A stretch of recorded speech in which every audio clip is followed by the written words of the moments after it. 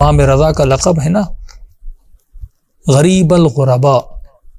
یعنی سب سے مظلوم امام۔ تو اکثر لوگ سمجھتے ہیں اور آتے ہیں اور کہتے ہیں مولا رضا کو غریب کیوں کہا جاتا ہے، حالانکہ مولا کا حرم اتنا بڑا ہے اور اس حرم میں سونا بھی لگا ہے، چاندی بھی لگی ہے، لیکن ہم امام رضا کو غریب کیوں کہتے ہیں؟ حالانکہ ان کو اصل وجہ نہیں پتا کہ خود امام کا لقب غریب الغرباء اس لیے نہیں ہے۔ 12 اماموں میں سب سے زیادہ غریب امام جو ہیں وہ امام رضا علیہ السلام۔ اس کی وجہ بتاؤں گا، اور اس کی وجہ اور جو امام کو دکھ اور تکلیفیں ملی وہ اس لیے تھی کہ اس زمانے کے شیعہ مومن تو تھے لیکن مقام یقین پر فائز نہیں تھے۔ لوگ امام کے پاس آتے تھے اور کہتے تھے الک ولدن، کہ مولا آپ کو بچہ کیوں نہیں ہوتا؟ تو امام فرماتے تھے سیولد لی ولدن، ان قریب اللہ مجھے بچہ دے گا۔ ایک فرقہ تھا واقفیہ لعنت اللہ علیہم، انہوں نے امام کے خلاف باتیں پھیلانا شروع کر دی، یعنی 7ویں امام کے بعد جتنے بھی اکثر 7ویں امام کے جتنے بھی خاص الخاص اصحاب تھے وہ امام رضا سے پھر چکے تھے، امام کی امامت کو نہیں مانتے تھے اور لیاذ باللہ کہتے تھے یہ امام نہیں ہے کیونکہ یہ صاحب نطفہ نہیں ہے، اس کے پاس اولاد نہیں ہے۔ لیکن امام بار بار یہ کہتے تھے سیولدو، اللہ انشاءاللہ مجھے بچہ دے گا۔ اب یقین نہیں تھا نا، ایمان تھا لیکن یقین نہیں تھا۔ اگر یقین ہوتا یہ کبھی بھی اپنے امام کی شان میں اتنی گستاخی نہ کرتے۔ تو اکثر امام پر یہ شک و شبہات ظاہر کیے جاتے تھے اور کہتے تھے کہ امام رضا کے پاس اولاد نہیں ہے۔ ایک دن امام نے اپنے صحابی کو صبح سویرے بھیجا اور کہا جتنے بھی میرے اصحاب ہیں ان کو گھر میں بلا کر رہو۔ صبح سویرے ابھی روشنی بھی نہیں ہوئی تھی، یعنی اذان تو ہو گئی تھی لیکن ابھی سویرا نہیں ہوا تھا۔ یہ تمام تر جاتے ہیں اور اصحاب کے دروازوں پر دستک دیتے ہیں، فرزند رسول نے تمہیں بلایا ہے۔ تمام تر اصحاب بنو ہاشم جمع ہوتے ہیں اور امام کے گھر میں آ کر بیٹھتے ہیں۔ اب سارے انتظار میں ہیں کہ اس وقت امام نے ہمیں کیوں بلایا ہے، سارے پریشان ہیں کہ اچانک مولا دروازہ کھولتے ہیں اور وہ چہرہ، وہ ابوہت، وہ ہیبت جو امام کے چہرے پر تھی، امام ظاہر ہوتے ہیں اور آ کر بیٹھتے ہیں، تشریف فرما ہوتے ہیں۔ سارے امام کو دیکھ رہے ہیں، سب انتظار میں ہیں کہ امام رضا آپ نے ہمیں کیوں بلایا، اس وقت صبح کا وقت ہے، کوئی اہم بات ہے کہ آپ نے ہمیں بلایا ہے۔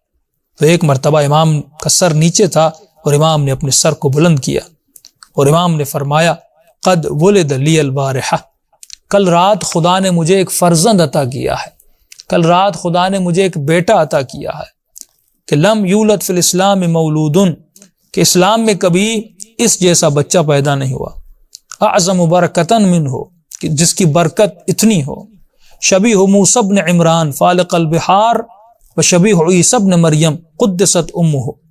خدا نے مجھے کل رات ایک ایسا بیٹا عطا کیا ہے کہ وہ حضرت موسیٰ بن عمران جیسا ہے، کہ موسیٰ نے جب اپنی عصا کو دریا میں لگایا،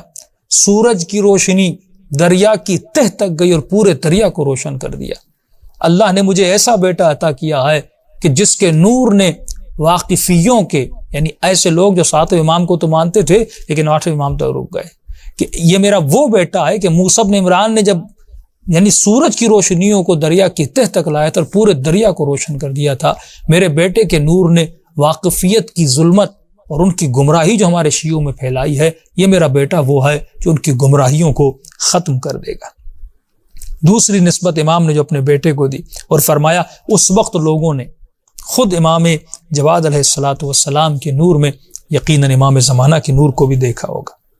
اور یہ آپ اس بات پہ غور کیجئے کہ ہمارے پاس لوگ 4 امامی بھی ہیں، 6 امامی بھی ہیں، یعنی 4 امام والے بھی ہیں، 7 امام والے بھی ہیں، 8 امام والے بھی ہیں، 7 امام والے بھی ہیں، لیکن ہمارے پاس کوئی 9 امامی نہیں ہے۔ یہ برکت امام جواد کی ہے کہ امام جواد کے آنے سے، یعنی امام جواد کے بعد جو بھی شیعہ تھا وہ 12 امامی بنا، یعنی امام جواد نے آنے کے بعد 8 امام کی امامت کو بھی تثبیت کیا، اپنی امامت، 10ویں امام کی امامت، 11ویں امام کی امامت اور یہاں تک کہ امام زمانہ کی امامت۔ یعنی اس امام کے آنے کی وجود کی برکت یہ ہے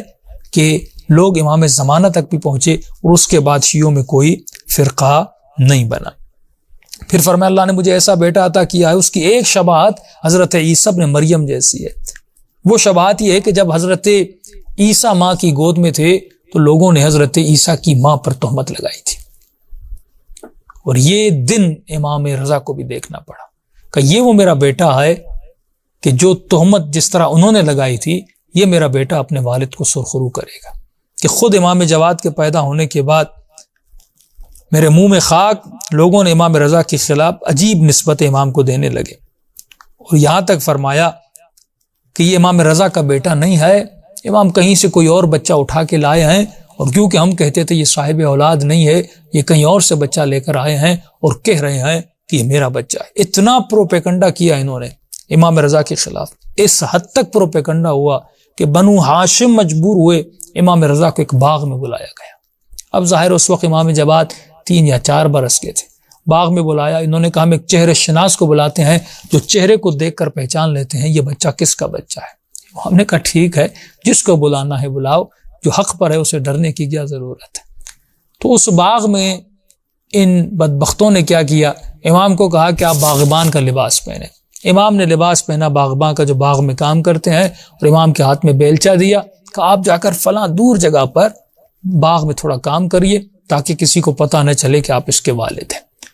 تو انہوں نے بچے کو بیچ میں بٹھا دیا اور خود پراکندہ ہو کے بیٹھ گئے۔ اس کے بعد انہوں نے چہرے شناس کو اندر بلایا۔ اب چہرے شناس باغ میں آیا، اسے کہا کہ آپ چہرے شناس ہیں، یہ بچہ ہے، آپ بتائیے ہم سب میں سے اس بچے کا والد کون ہے؟ اس چہرے شناس نے بچے کو کہا کہ بچے کھڑے ہو جاؤ۔ مولا جواد کھڑے ہوئے، کہا کہ چند قدم آگے جاؤ، چند قدم آگے گئے، چند قدم پیچھے آؤ، چند قدم پیچھے آئے، پھر بچے کو کہا بیٹھ جاؤ، بیٹھ گئے۔ اسی طرح امام کو ادھر ادھر چلایا، اور ایک مرتبہ جتنے بھی حاضرین تھے اس نے تمام حاضرین کے چہروں کو دیکھا، ایک ایک کو دیکھا، ایک ایک کو دیکھا، اور آخر میں چہرے شناس نے کہا میں تم سب میں اس بچے کا باپ مجھے کہیں نظر نہیں آ رہا۔ اتنے میں دور سے اس کی نگاہ امام رضا پر پڑی، بہت دور کھڑے تھے اور کسی